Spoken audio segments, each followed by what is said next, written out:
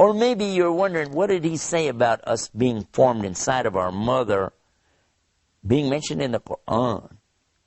Well, there's more, a lot more. But let's go to those right away. Let's talk about that. Inside of the mother.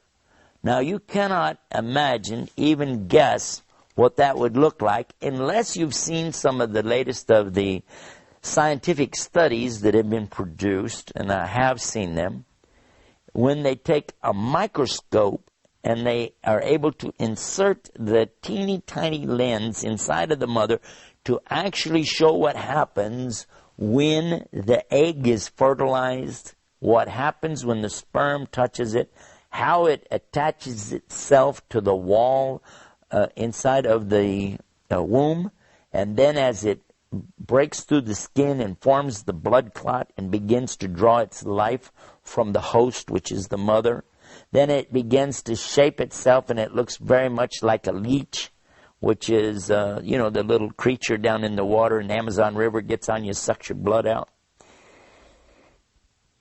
Then how it grows in the trimesters and gets shape, and it's in shape and out of shape, and how what comes first is the hearing and then the seeing.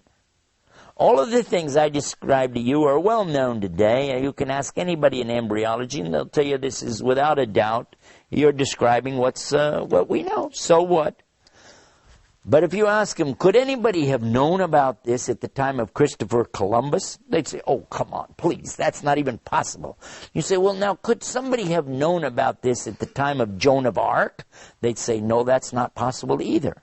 Could somebody have known about this at the time of Muhammad, peace be upon him?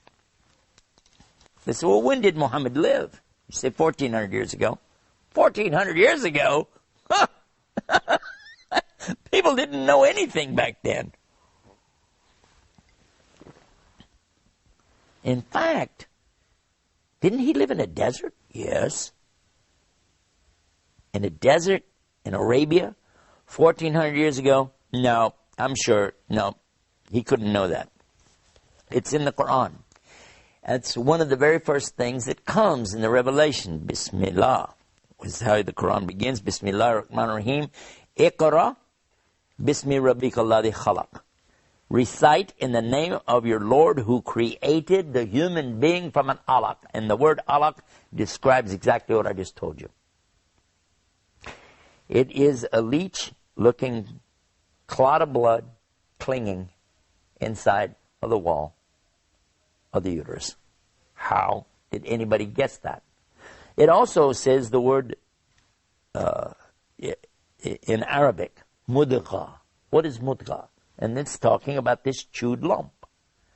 It describes in the Arabic language, in the Quran, the stages of the trimesters that the woman goes through when she's having the baby inside of her.